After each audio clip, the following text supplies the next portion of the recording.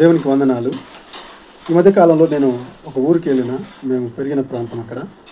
అయితే ఆ కాలనీలో నడుస్తున్నప్పుడు ఒక్కొక్క ఇంటికాడికి పోతే ఒక్కొక్కరు కలుస్తున్నారు, మాట్లాడుకుంటూ వస్తుంటే ఒక ఇంటికి పోయినప్పుడు ఒక మధ్య వయస్కురాలు స్త్రీ నిలబడింది ఇంటి ముందులో, కలిసి మాట్లాడింది. నన్ను గుర్తుపట్టి తమ్మి ఎట్లున్నావు అని అన్నది. అంటే బాగున్నాక, మీరు ఎట్లున్నారంటే బాగున్నా తమ్మి అన్నది. మాట్లాడుకుంటున్నప్పుడు నా మనసులో పరిశుద్ధాత్మ దేవుడు ప్రేరేపిస్తున్నాడు. అయితే అక్కని అడిగినాక, నేను చూస్తుంటే ఏదో సమస్యలో ఉన్నట్టున్నావు, ఏమైందాక, ఏం సమస్యలో ఉన్నావు అని అడిగితే, నవ్వి లేదు తమ్మి నేను మంచిగా ఉన్నా, నాకు ఏ సమస్య లేదని అన్నది. ఇంకా కొద్దిసేపు మాట్లాడిన తర్వాత మళ్ళీ అదే ప్రశ్న నేను అడిగిన. అప్పుడు కూడా అక్క నవ్వి ఏం లేదు తమ్మి, నాకేంది, భర్త పిల్లలు అంతా సంతోషంగా ఉన్నా అన్నది. ఆ తర్వాత మాట్లాడిన తర్వాత నేను వచ్చేసిన. అక్క గురించి చెప్పాలంటే, అక్క నాకంటే 2 సంవత్సరాలు పెద్దది. మా చిన్నప్పటి నుంచి కూడా మేమందరం ఆ కాలనీలో ఉన్న పిల్లలందరం కూడా అక్క కలిసి పెరిగేవాళ్ళం. చాలా ప్రేమించేది మమ్మల్ని చిన్నప్పుడు. కొన్నిసార్లు మేము తినకపోతే అన్నం కూడా తినిపించేది, అంత ప్రేమించేది అక్క. అయితే చాలా ధైర్యవంతురాలు, జ్ఞానవంతురాలు, శారీరకంగా కూడా బలవంతురాలు. అయితే అలాంటి స్థితిలో ఉన్న అక్క ఇక అట్లా ఉండేది అక్క. కాకపోతే ఆమె యేసుక్రీస్తుని అప్పటికి నమ్ముకోలేదు. ఆ అక్కతో మాట్లాడి నేను ఊరికి వచ్చేసిన, సిటీకి వచ్చి నేను ఇంటికి వస్తున్నప్పుడు ఊరు నుంచి ఒక ఫోన్ వచ్చింది. మీరు సిటీకి వెళ్ళిపోయారా, ఊర్లో ఉన్నారంటే నేను సిటీకి వచ్చినా అని చెప్పిన. ఒక బ్రదర్ ఫోన్ చేస్తే, అయితే పలాని ఆవిడ చనిపోయింది అని, అది ఇన్ఫర్మేషన్ కాల్ అనమాట. ఇట్లా చనిపోయిందని కాల్ చేస్తే, అయ్యో నేను నిన్న కూడా ఆ అక్క ధైర్యవంతురాలు, మానసిక శారీరక దారుఢ్యం కలిగినటువంటి వ్యక్తి. అయితే ఆ మానసిక ధైర్యం, శారీరక ధైర్యం తన సమస్య నుండి విడుదల దయచేయలేకపోయింది. అలాగే తన బంధువులందరూ కూడా తనను విడిచిపెట్టిపోయారు. ఇక నిరీక్షణ లేని స్థితిలో తన జీవితాన్ని కోల్పోయింది.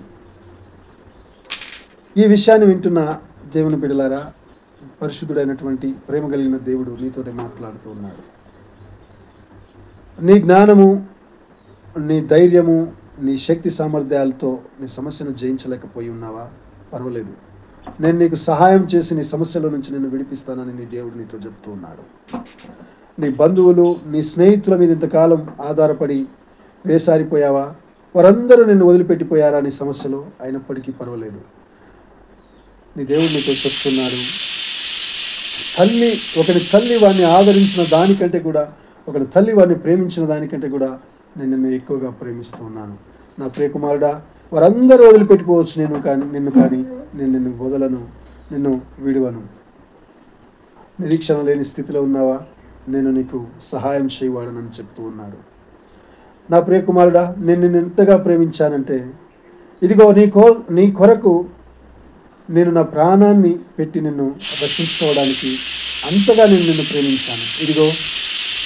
ఇదిగో నా చేతుల వైపు చూడుము, నా చేతుల్లో ఉన్న గాయాలను చూడుము, ఇవి నీ కొరకు నేను పొందినవే. నా ప్రియకుమారుడా, ఎంతో విసిగిపోయి ఉన్నావా? నీ బాధను, నీ శ్రమను ఎవ్వరూ ఈ లోకంలో చూడకపోయి ఉండవచ్చు, కానీ నేను నిన్ను చూస్తూ ఉన్నాను. నీ హృదయంలో ఉన్న వేదన, నీ హృదయంలో ఉన్న బాధను నేను చూస్తూ ఉన్నాను. ఇదిగో నా చేతులు నీ వైపు చాస్తూ ఉన్నాను. యోహాను సువార్త 3:16లో దేవుడు లోకమును ఎంతో ప్రేమించను కాగా తన అద్వితీయ కుమారునిగా పుట్టిన వాని యందు విశ్వాసం ఉంచు ప్రతి వాడు నశింపక నిత్య జీవం పొందినట్లు ఆయనను అనుగ్రహించను. నా ప్రియ కుమారుడా, నేను ప్రేమిస్తూ ఉన్నాను. నేను ఎంతగా నిన్ను ప్రేమిస్తూ ఉన్నానంటే, నీవు చనిపోవలసిన వాడివనుగా నేను నీ కొరకు ప్రాణం పెట్టాను. నా ప్రాణం పెట్టినంతగా నేను ప్రేమించి ఉన్నాను అని నీ దేవుడు నీతో చెప్తున్నాడు. ఇదిగో నా గాయాలని చూడు, ఇవి నీ కొరకు నేను పొందిన దెబ్బలు. ఇంతకంటే ఎవరు నిన్ను ఎక్కువగా ప్రేమించగలరు? నా కుమారుడు, నా వైపు తిరుగు. నీ సమస్య ఏదైనప్పటికీ, నీ బాధ ఏదైనప్పటికీ, ఈ లోకంలో ఎవ్వరు నీ తట్టు నిలబడకపోయినప్పటికీ నేను నీ వైపు ఉన్నాను. ఎందుకంటే నీ స్థితిని ఎరిగిన దేవుడను, నిన్ను ప్రేమించే దేవుడను, నీ తల్లి కంటే, నీ తండ్రి కంటే ఎక్కువగా నిన్ను ప్రేమించే దేవుడను. ఈ గాయాలు నీ కొరకైనవే, నా ప్రాణం నీ కొరకు పెట్టి ఉన్నాను. అంతకంటే ఇంకా నిన్ను ఈ లోకంలో ఎవరు ప్రేమించగలరు? నీ స్థితి, నీ సమస్య నీకంటే గొప్పది ఉండొచ్చు, కానీ అవి నాకంటే గొప్పవి కావు. వాటిలో నుండి నేను విడిపిస్తాను. ఇదిగో నా చేతులు నీ వైపు చాపుతున్నాను. రాన కుమారుడా, రాన కుమార్తె, నీవు నా వైపు తిరుగు. ఇప్పుడే నువ్వు నా వైపు తిరుగు. నీ సమస్యలన్నింటిలో నుంచి నిన్ను విడుదల దయచేసి, ఇదిగో నిరీక్షణ లేని నీ జీవితంలో నిరీక్షణ కలిగజేయవాడని నేనే. ఎడారిలలో సెలయేర్లు పారించగలిగినటువంటి దేవుడని నేను ప్రేమిస్తున్నాను.